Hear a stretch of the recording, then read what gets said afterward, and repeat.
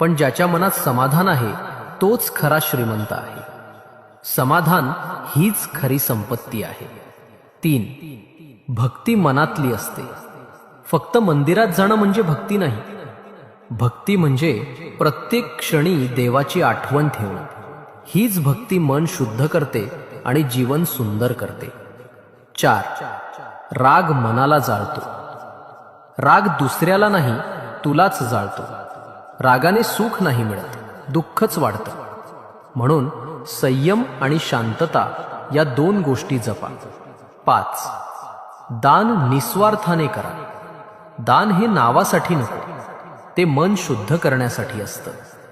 जे दान कुणालाही न करता निस्वार्थाने केलं जातं तेच खरं दान आहे. 60. संकट म्हणजे परीक्षा. लोखंड तापलं की सोने होतं, तसंच संकट म्हणजे श्रद्धेची परीक्षा.